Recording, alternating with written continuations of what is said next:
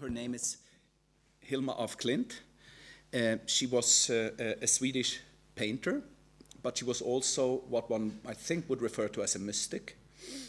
She belonged to esoteric circles, but she was also a professional artist, quite successful. I mean, one would even say, if you translate today's world back into 1910, a kind of career artist. She got stipends. She had a studio in the middle of the capital of Sweden, in the middle of Stockholm, in a building where downstairs there was a gallery showing Edvard Munch. And so she's not a kind of outsider person.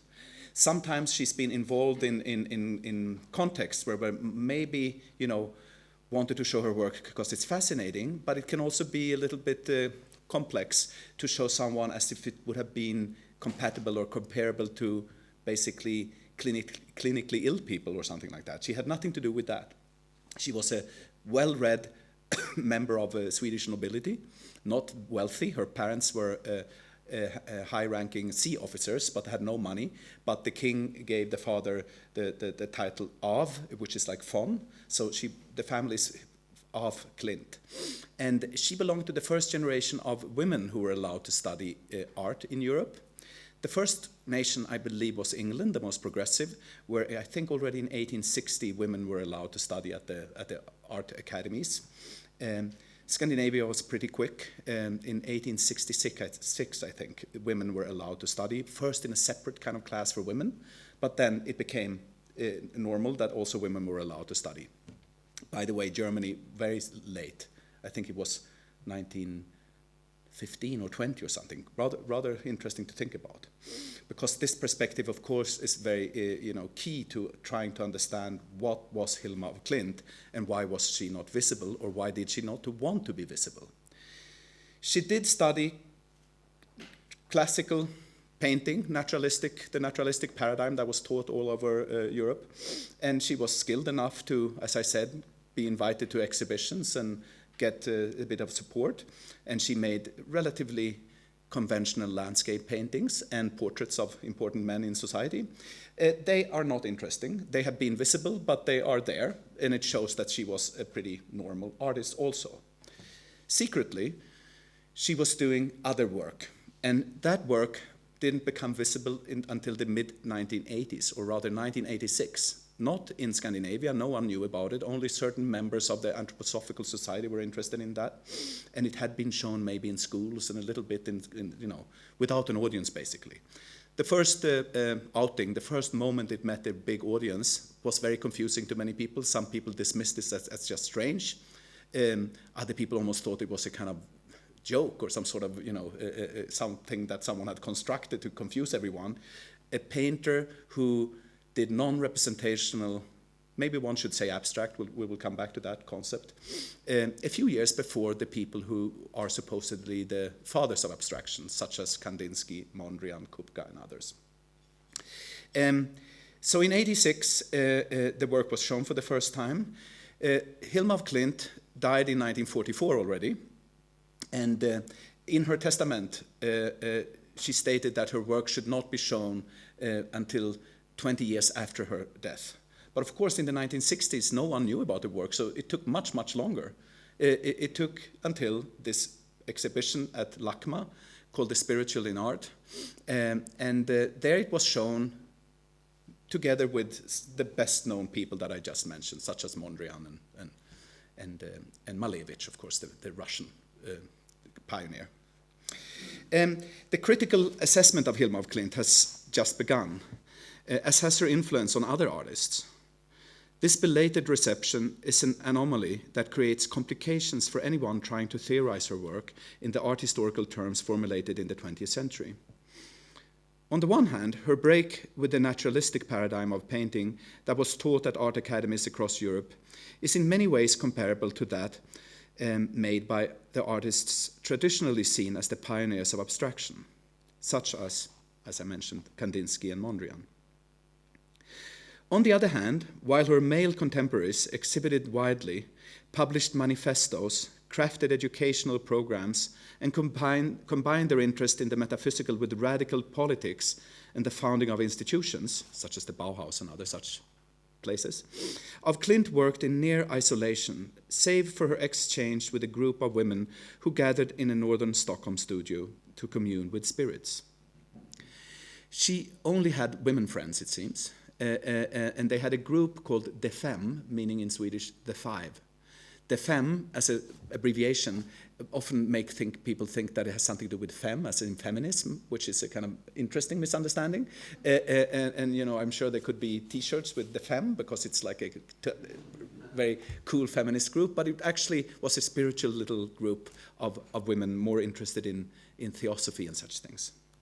In other words, her version of the non-figurative had no public dialogue.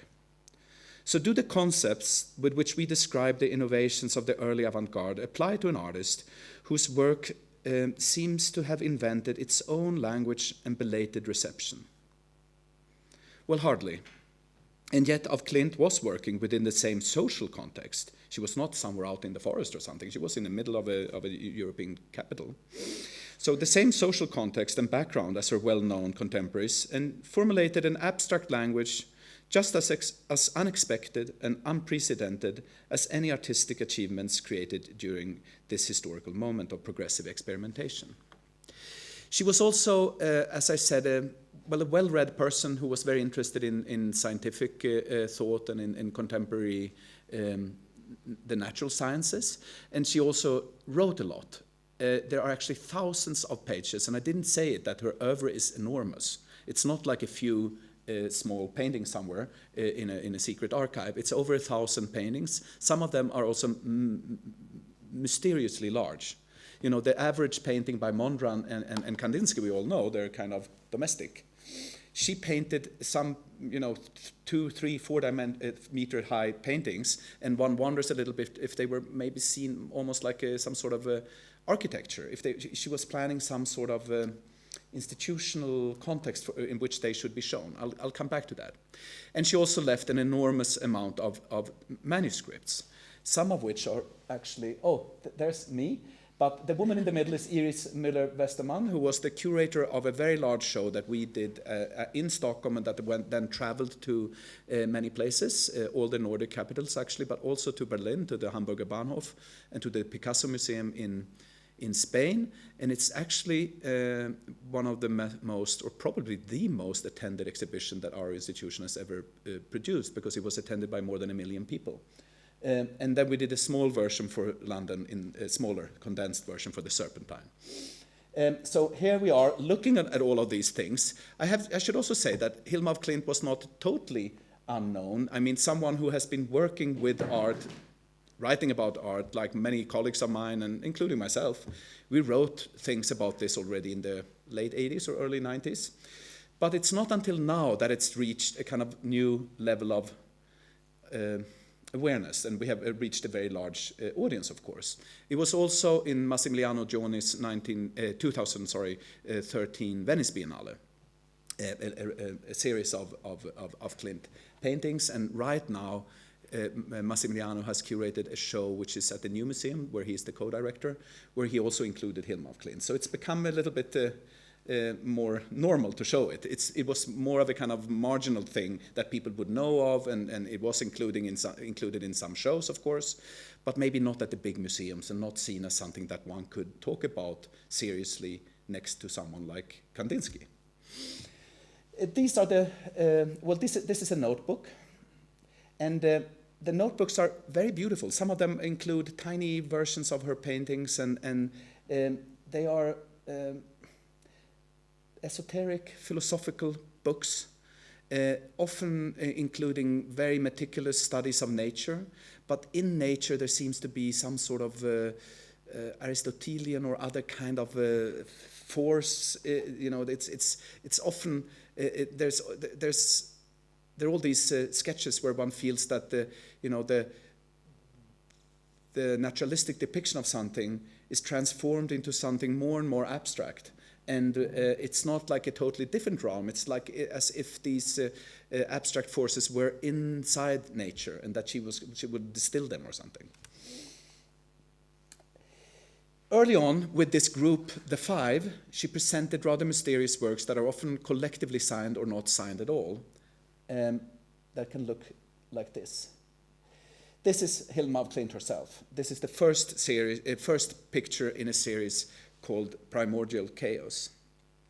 Af Klint worked in series. While the works within a series are necessarily homogeneous, her series themselves are all bound together through the repeated forms, fluid interchanging of abstraction with figuration, and continued imagining of unseen worlds.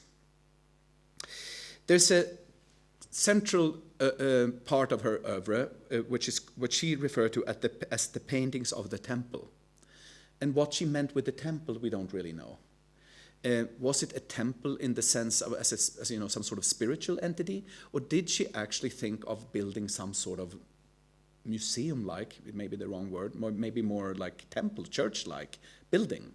We will see certain structures recurring. She loves the spiral, and her whole world is very kind of organic. I've often thought that the ideal place where it should be shown is the Guggenheim in New York, because that was also the founding mission of the Guggenheim was to be a temple, by the way, a temple for spiritual endeavors in art, and that the Guggenheim has one of the leading collections of Kandinsky and lots of non-representational early work.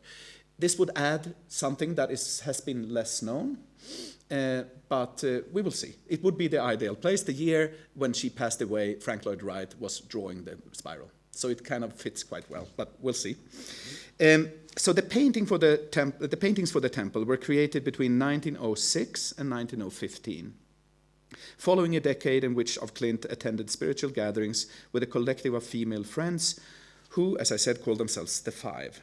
In trance-like states, the group believed they could communicate with mystic beings named the High Masters, transcribing their messages via automatic writing and drawing.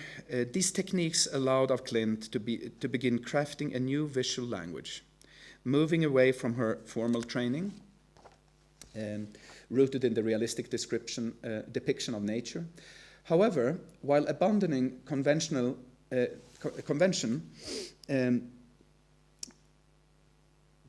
the resulting paintings have somehow, they seem to have arrived from nowhere. Af Klint understood the forces that dictated and were depicted in her paintings as present in everything that is alive. Form is never distinct from life in her art.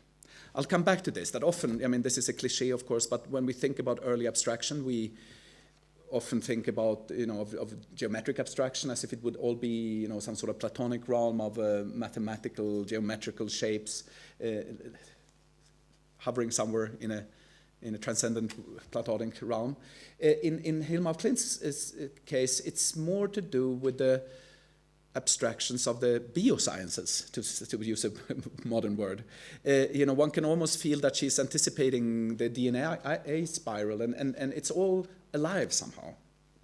Af Klint undertook the paintings for the temple as a commission from one of the High Masters.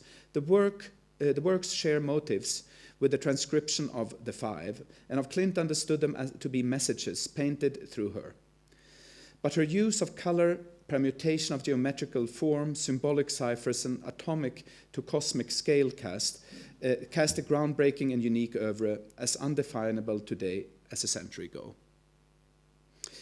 There wasn't much writing about Hilma af Klint, actually. There were the occasional journalistic articles and some reviews and written by many people who I know, and a review from the early 90s by myself. And then there was one academic book and a few rather esoteric pieces of writing that somehow came out of the anthroposophical world. So they were not really, they were knowledgeable, but they were insider reports, so to say, by believers. It's not until now, and it has to do with our exhibition, because there were lots of conferences in different parts of the world, that some of the better-known art historians have tried to come to grips with Hilma af Klint. There's a British great art historian called Briony Fair, who is an expert in Eva Hessen or Gabriel Orozco and many other great artists, contemporary artists, who has written now a few great things on Hilma af Klint. She describes af Klint's work as a self-generating occult symbol system, but one also derived from nature, religion, language, and science, in addition to the supernatural. Of Klint's many notebooks, which expound and elaborate on the sometimes enigmatic symbology of her work, offer a codex to this system. Logarithmic spirals and tendrils represent evolution. The letter U stands for the spiritual world, opposing W for matter. The ancient vesica piscis, which is the intersection of two overlapping disks, as one can often see in color theory and so on, signifies its traditional theme of unity, creation in the inviolability of geometry. The color yellow and roses stand for masculinity. The color blue and lilies denote femininity. This may seem a little bit, superficial and mechanical to kind of decipher everything she's done in those terms, but she did seem to have a very rigorous dualistic system. Everything is dark or light. It's a little bit male or female, earth and heaven. And she has built this kind of strange linguistic world with which one can things recur, so it's a good start. One cannot just look at them and enjoy them without trying to understand a little bit how the different series actually fit together. The temple, or the paintings for the temple, is a complicated, nuanced, and elusive body of work. Within its 193 paintings, categorized into series, groups, and subgroups, a didactic reading of this cycle is not straightforward. The whole sequence can be better understood as of Klint's pursuit of an original oneness, a basic unity that she believed existed at the world's creation. Of Klint felt this integrity had since been lost, giving way to a world of polarities, good and evil, women and man, matter and spirit, macrocosm and microcosm. She saw these dichotomies as having become the principle of all life. The series within the paintings for the temple individually try to reconcile these divisions, each in their own scale, aesthetic, and theme, while simultaneously revealing her many influences from the time in which she painted. Starting in 1906, the 26 small canvases of the Primordial Chaos group introduces the origin of the world and the birth of this polarized state. The predominant colors of these works, yellow for masculine, blue for feminine, green, the unity of the two, resonate with Goethe's theory of color. Goethe placed yellow next to the light and blue next to the darkness, seeing the colors as complementary. This is Primordial Chaos. These are very small paintings, and they are not impressive when it comes to scale or anything, but some of them are unbelievably beautiful. A painting like this, small work on canvas, of course, asks questions. This is 1906 or 1907, 1906 actually. Is this a piece of abstract art? I mean, what else can we call it? Of course, one can also say it's diagrammatical, or it depicts higher realms, and it's not really abstract in a more formalistic sense. On the other hand, I think we can say that most of the contemporaries that we are used to discussing, such as Kandinsky, who wrote the book Spiritual in the Arts, they were also similarly interested in the same kind of doctrines. And when we now talk about theosophy and anthroposophy, Madame Blavatsky and Rudolf Steiner and such people, it may sound very kind of eccentric and pretty flaky and weird, but it was also the most fashionable of things. These were the great gurus of their moment. I mean, had Rudolf Steiner been alive today, I'm sure Chris would have invited him. So, if we try to reduce her to simply being some sort of spiritual, esoteric kind of weirdo, one can do that, and it has been done, definitely. And one can try the same thing with Kandinsky and Mondrian. Mondrian famously wrote a letter to Rudolf Steiner who never replied. He would have been rather envious of knowing that Hilma of Klint had Rudolf Steiner in her studio in Stockholm, discussing certain things in the art. The central pieces are called the 10 largest. They chart the stages of human growth, from childhood to old age, and the painting's diverse forms of floral imagery, germ cells, blossoms, seeds. They morph between a microscopic and a macroscopic range. A little bit reminiscent of Ernst Haeckel's art forms in nature. We will come to Ernst Haeckel. He is this biologist who kind of took a step into art, who believed, I mean, he was the first German Darwinist, I think one could say. He translated Darwin, and he was, introduced evolutionary theory in Germany. But he was also someone who did unbelievably beautiful imagery, and he became an artist of sorts. We'll come back to that. What do we have here? All of this is part of the early series done in the first decade of the 20th century.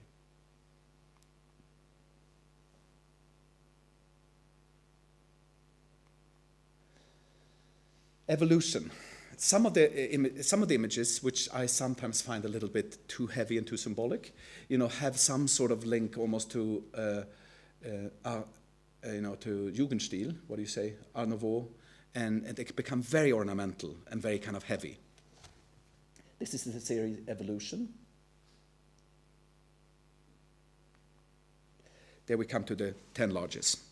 After completing the series Evolution, in 1908, of Klint met her mentor Rudolf Steiner finally, a theosophist and later founder of another esoteric spiritual movement, Anthroposophy.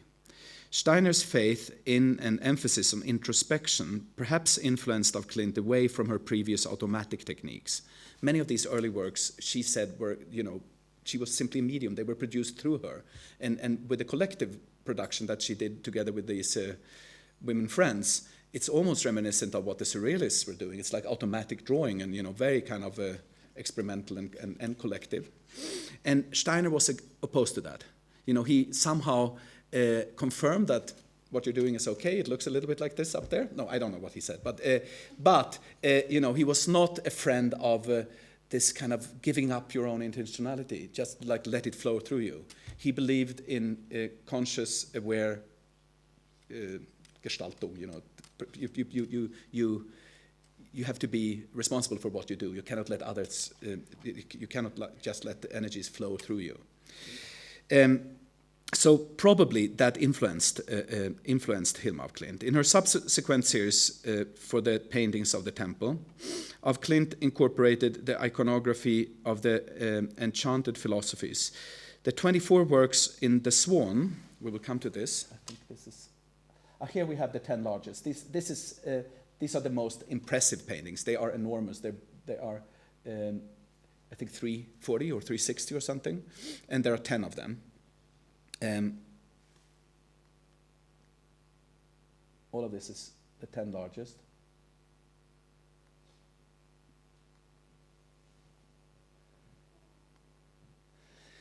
Here comes the Swan. So it consists of 24 works.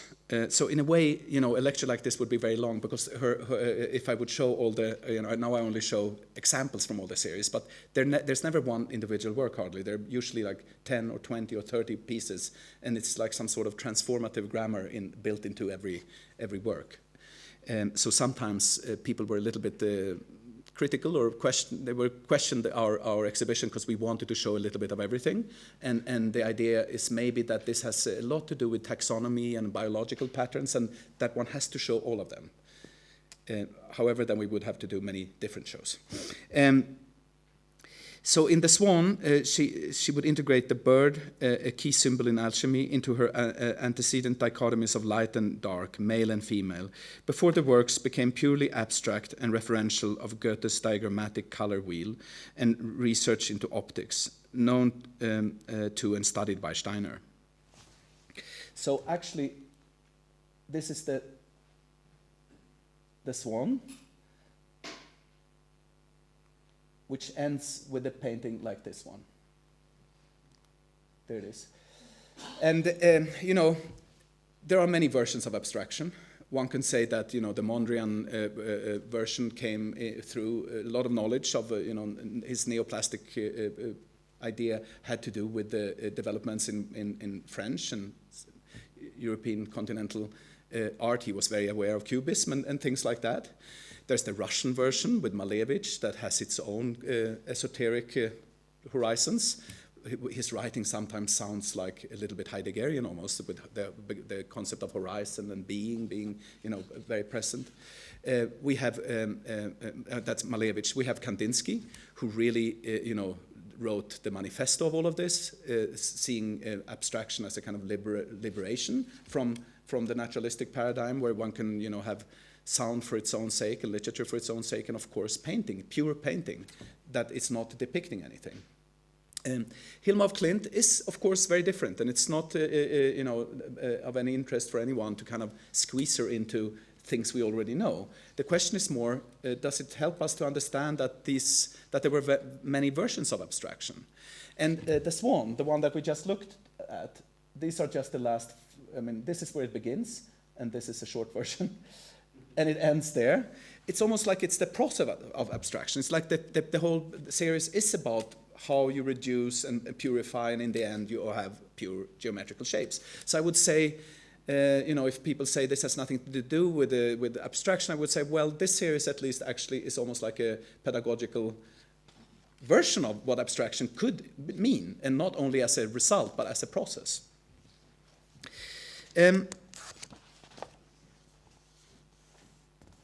She did many other kinds of works, and after this, that she completed this series, The Temple, with its 993 works. She did many smaller works, often on paper, and they are sometimes simply very beautiful. This is, sorry, I was too quick. This is the last painting of the temple, and we have found documents, and we have found small sketches where you really get the sense that she was thinking of some sort of spiral building. That's why I'm a little bit obsessed with the Guggenheim. But this would have been at the very center of things. So these are called the altar pieces, and of course they make us think of either of some sort of I don't know, Pink Floyd album, or some people. It's been an enormous amount of attention for the London exhibition, and people have been very excited. And it was even like a 4-minute, 4-minute contribution to BBC News, where they kind of bought our press release entirely and just read that she was the first abstract artist, and that it was very absurd. But then there were also people, who were a little bit critical of the whole thing, saying that this is also New Age kitsch. And of course it's New Age kitsch. It's just that there was no New Age in 1906. And kitsch, I think, was maybe not invented either as a concept. But, to us, it looks like Pink Floyd or something like that, or someone who's taken drugs. But then there are also unbelievably beautiful things where, if you just saw this little thing, you couldn't you have thought it's from the 1940s or 60s or 70s, or, it could be, I don't know, Eva Hesse or Louise Bourgeois, or, something. It's very hard with her work to place it in a traditional narrative. Pardon? How small? This is very small. This is like this. But it says up there that it should be produced 10 times bigger. So it's actually an instruction piece. It's like she in a way she anticipated Duchamp and Yoko Ono too. Because, she invented the instruction piece. Like, here it is, but do it 10 times bigger. So it's a very strange thing. And these are late series from 19 or 20, and I would say they are as reduced and kind of pristine as anything from the Russian constructivist movement, and just simply unbelievably elegant, I think.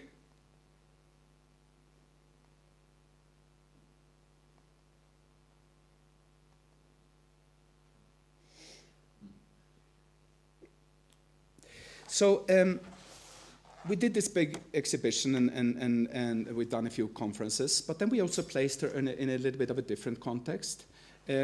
Earlier this year, Carsten Höller, the German artist who actually lives in Stockholm and who's been quite active in our museum, he co-curated an exhibition on the notion of life. And we introduced Hilma of Klint, surprisingly, in a very different kind of context, involving science fiction artists who work today with high-tech possibilities, Trisha Donnelly, Philippe Pareno, Pierre Wigg, people interested in biological speculation. And, it was a little bit to liberate her from the strict esoteric context of early 20th century conversations. And one of the starting points was actually Philip K. Dick's short story, The Preserving Machine, a mechanism that is capable of processing musical scores into life forms. This is a little, maybe it's a quite well-known science fiction short story. There's a Brahms insect and a Wagner animal and many other bewildering organisms. And Philip K. Dick's imaginary worlds are populated by fascinating forms of life that escape the categories with which we customarily attempt to grasp the realm of the living. As is usually the case with successful science fiction, these eccentric entities are not only weird, they also capture something that seems essential to our relationship to the realm of living beings. We don't really know what it is that animate them, and we are not quite sure where to draw the line between that which is alive and that which is not. And this uncertainty has perhaps increased in our technologically altered environments. We've been talking about such things today, I think, a little bit. So impregnated with artificial components behaving as if they were given by nature. It seems increasingly clear that when it comes to life itself, nothing is entirely evident. This uncertainty is the point of departure for what we did with this exhibition, life itself. I think one can find many younger artists working with in the realm where it's not so easy to say, is this organic or this is non-organic, is this alive, is this not alive? People very interested in that ambivalence. It's a recurrent desire in what seems to us some of today's most pertinent works of art to penetrate the stuff that surrounds us, revealing that perhaps living things aren't entirely living, and dead things aren't quite so either, and making us wonder about such distinctions in the first place. No doubt similar motivations can be found in some of today's most visible and most loud theoretical approaches, not least those new forms of materialism that attempt to rid our thinking of the obsession with that historically overemphasized relationship between the perceiving subject and a known object. Instead, the argument often goes, we should look into other equally exciting and productive relationships in the world, consisting of so many human and non-human actors, technological as well as biological, digital devices, and jellyfish, say, and intelligent flowers. As you all know, there's a kind of strange new movement out there that has roots in Deleuze and in many other kinds, and in certain kinds of materialism. And there's a group of theorists that call themselves speculative realists, very interested in the fact that things can have agency, although they're not fully conscious. It's not only the subject, the human subject, that is a kind of produces. That has agency. We can ask, and they find a lot of inspiration in Bruno Latour's works, where the world consists of actors, not only of subjects and objects. There are many things between.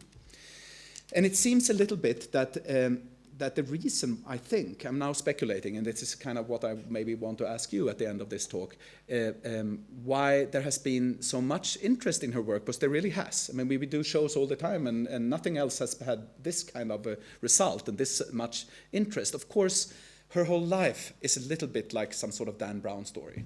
It's like it's just perfect. It's like something that a PR company would invent to make it sound exciting. The secret artist, the mysterious first abstraction, the woman who didn't want to show her work, who had no lobby, who did everything alone, and then finally comes to, has her moment. So I can understand that there's a kind of easy journalistic thing to write about. But it's also been, enormous amounts of writing now in art magazines and a little bit in the digital world of art criticism that is more and more visible with blogs and whatnot, and trying to discuss her work a little bit in some sort of biological paradigm, and this is what we also did to a certain extent with this exhibition, and one can say perhaps that some approaches that we can find in today's artists were perhaps a little bit anticipated by thinkers that have not been at the center of theoretical discourse for a long time. A case in point could be Ernst Haeckel, who I mentioned, this speculative biologist and naturalist who coined key concepts such as phylum and ecology. In the years of 1899 and 1904, actually a few years before Hilma af Klint, he studied, he not only studied, he depicted forms of art, he would say, in nature. I mean, microorganisms that he depicted very beautifully and made posters of, and they became bestsellers. They were sent out in huge editions across Europe, and they were journals basically called Artforms in Nature, Kunstformen der Natur,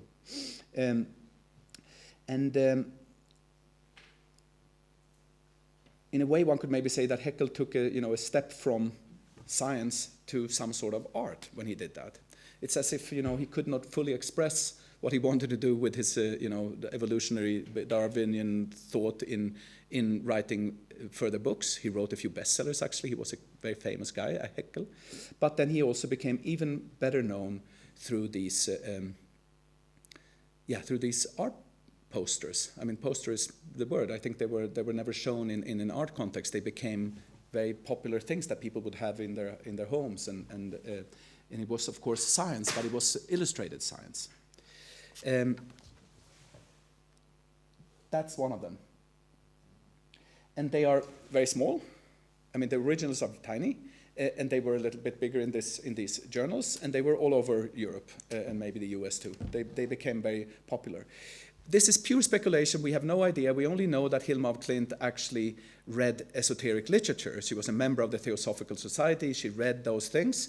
But we think somehow that the biological sphere seems to have been, or the whole world of biology must have been very present. And she was very interested in botanics, and she would make these perfect naturalistic drawings, but then also turn them into small, diagrammatic abstractions. And somehow some of those 10 largest paintings have a little bit of Haeckel in them. But I don't know if this explains much, but it's, it's the best comparison that we found. There's nothing else that we can see is similar. There was no abstract art yet. There was nothing that she could have seen. Of course, there were symbols and diagrams in esoteric books. We can find older things than 1900. We can find things from the Renaissance or from the Baroque era, and we can find esoteric occult philosophers who would do diagrams or symbolism and abstract imagery, but they're usually then this small and in books. She was a painter. She was someone who could paint and and one can feel that in some of them, that they're just fantastic as works of art, regardless of what they mean. Well, this is the art history that we actually know. This is Alfred Barr's diagram from MoMA. This is modernism according to the Museum of Modern Art. The question that, of course, people want us to answer, and I cannot answer it, but that's what the conversations have been about, is a question that one can formulate very easily as with, is Hilma af Klint the first modern abstract painter? What we know is that in 1906, after a prolific period of automatic drawing, she began a body of work that can arguably be considered as anticipating the later famous breakthroughs of abstract pioneers between 1910 and 1913, including, well, I've mentioned them already, Kandinsky's first abstract watercolors, František Kupka's first Orphic works, and Robert Delaunay's first Target-like discs. Delaunay is someone who did, circular works that look very much like Hilma af Klint's and last image of the swan. By the way, that looks a lot like Jasper Johns and Damien Hirst too, but that was 150 years later. However, perhaps the most interesting issue is not how af Klint can be made to fit into the standard narratives of European modernism, but rather how her art breaks out of these accounts and how she, if taken seriously as an artist, challenges them. I mean, where would we put it? I guess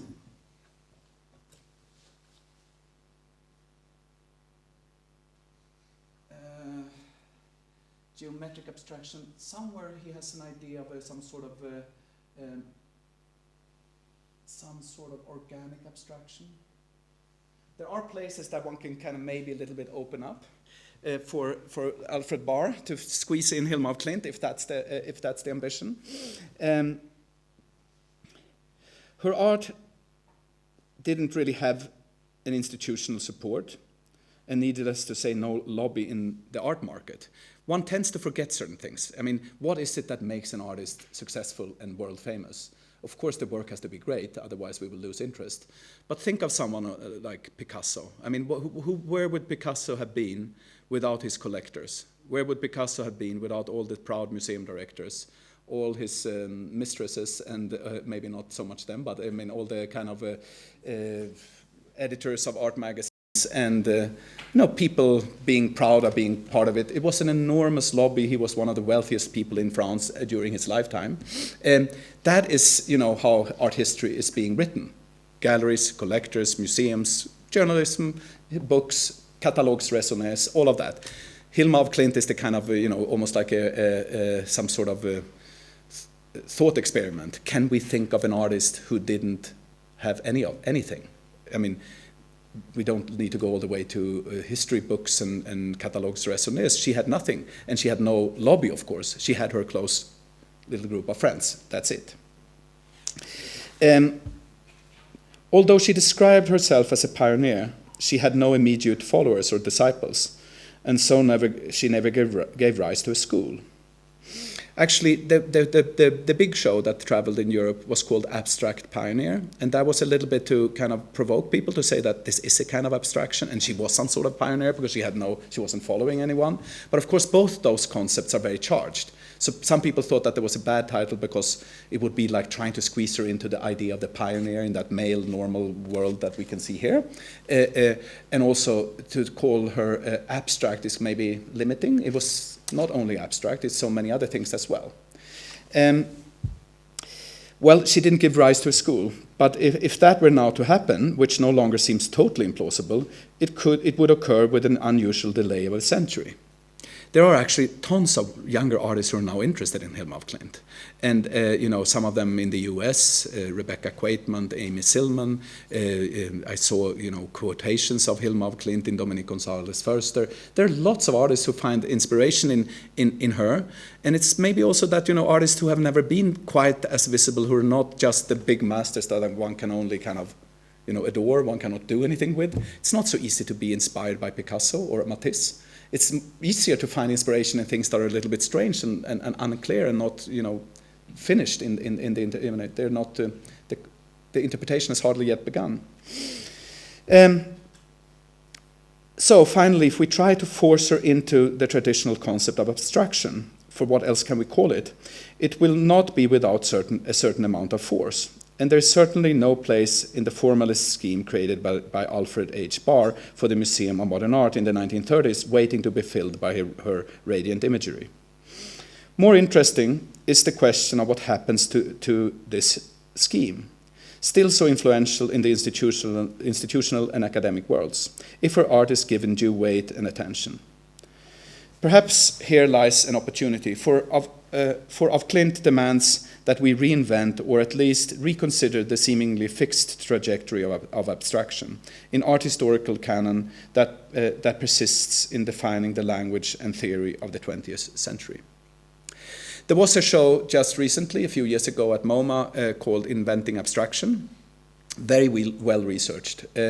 And of course we were working with Hilma of Klint, and we were almost happy that Hilma of Klint was not in there, because it made her the mysterious quality of her work and the fact that she was so little known very visible. And it is really as if one would have invented her as some sort of thought experiment, because there was something interesting with the fact that she was not in that show, because they were working with Columbia University, creating a fantastically rich network theory of how everyone knew someone in the European art world. And the idea was that you should only be 2 steps away from, Kandinsky or Mondrian or someone very much at the center, and you would be in the show, because they built this kind of interesting network. And Hilma of Klint, of course, was not part of anything, because they, again, a little bit that's typical MoMA, and you know, they were not interested in the kind of philosophical, slightly esoteric world of Blavatsky or Steiner, because then she, of course, would have been, you know, not so far away. The fact that Mondrian wrote a letter to Steiner would have maybe been enough for, since she actually met Steiner, and that, you know, the network would have then been, it would have brought her in. But more mysteriously is that, you know, or it's almost like she has invented herself, it's almost like she plays tricks with everyone, because actually, also, even according to the MoMA idea, she should have been in, I now figured out, because in 1914, there was a show called the Baltic Show. It was about all the states around the Baltic Sea, so Russia, Poland, and it happened in the city of Malmö in the south of Sweden. It was a kind of biennial almost. They built pavilions, so most people have forgotten about this, but it was a kind of quite grandiose endeavor to place the little city of Malmö on the map. And in that show was Hilma of Klint, but of course not with her esoteric, abstract, or you know, the interesting work, simply with some normal landscape paintings. She was obviously well known enough to be in that show, and in that show was also Kandinsky. So, you know, but it wasn't Hilma of Klint, the abstract painter that we're talking about. It was the same human being. You know, she was that too, but not the secret one that we are now kind of rediscovering and thinking about. Thank you so much for the attention.